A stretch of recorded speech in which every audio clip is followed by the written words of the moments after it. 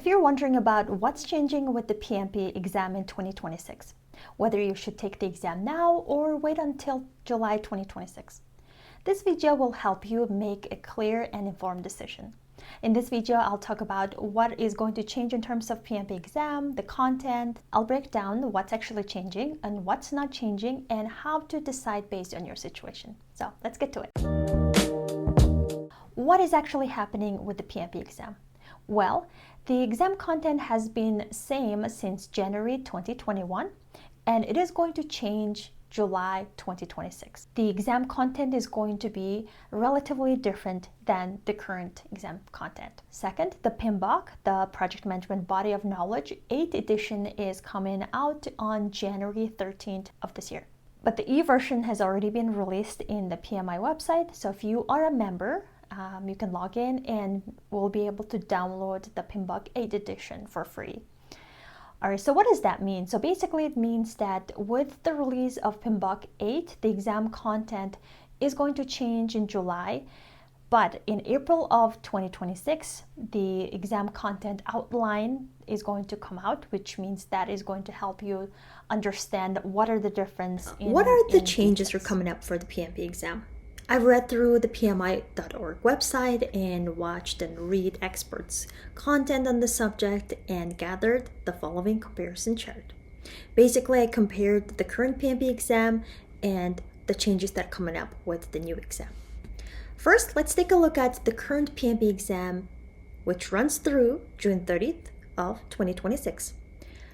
The exam is execution focused, meaning it tests you how well you can manage projects day to day, such as leading teams, handling risks, choosing the right approach, and applying the predictive, agile, and hybrid methods in real scenarios. But for the new PMP exam, which is starting July of 2026, shifts the focus slightly upward.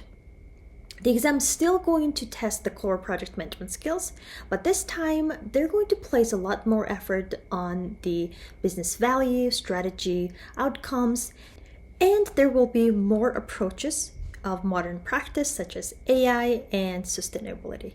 Instead of just asking, did you manage the projects correctly? The new exam is going to ask, did this project actually deliver value and was it aligned with the organizational goals? Next, let's take a look at the exam domains. This is where the big change is going to happen.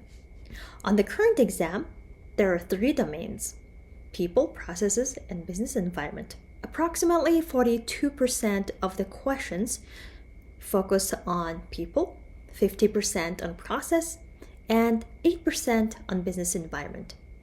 That means the exam heavily emphasized people leadership and project execution with only a small portion focused on the business context. On the new exam, those same 3 domains still gonna exist, but the weighing is going to change. The questions revolving around people, which managing people, teams, are going to drop about 33%, and the processes are going to drop about 41%, and the business environment jumps up to 26%. So that's a major shift. So what this tells us is that PMI is now going to expect PMP candidates to understand why projects exist, not just how to run them. So you'll see more emphasis on organizational strategy, governance, compliance, benefit realization, and long-term value. All right, let's take a look at the exam format and the question types. The current PMP exam has 180 questions and about 230 minutes to complete those questions.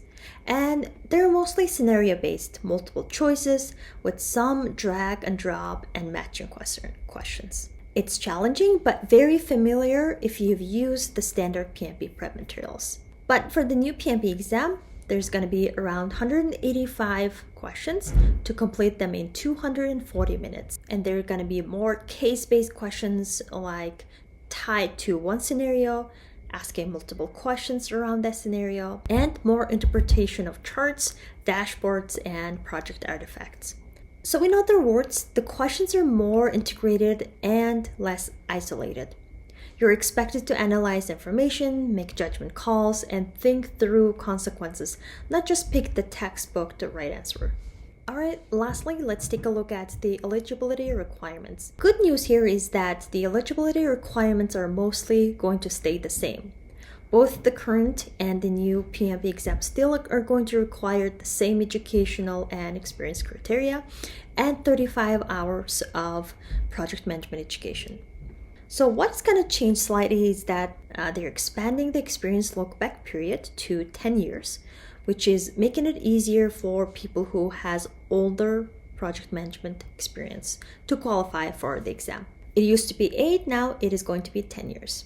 If you're planning on taking the exam in the next several months before July of 2026, I encourage you to read the PMP 6 and 7th edition and do a lot of practice tests. I also made a video on exam preparation resources, so you check that out.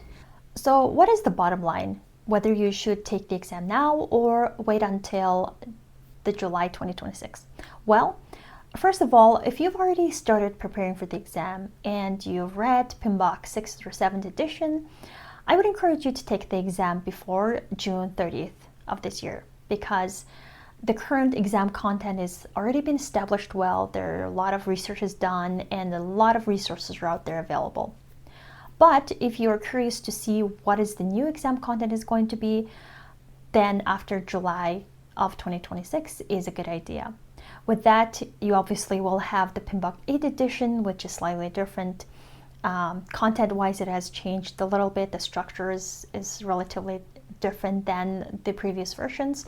And obviously, PMI will provide the resources and the content outlines, types of resources they would typically provide for a new PMP exam content. In the part 2 of this video, I will walk you through the PMP 8th edition and what are the changes, how PMI wants you to think, not just what you need to memorize. Alright, I will see you in the next video.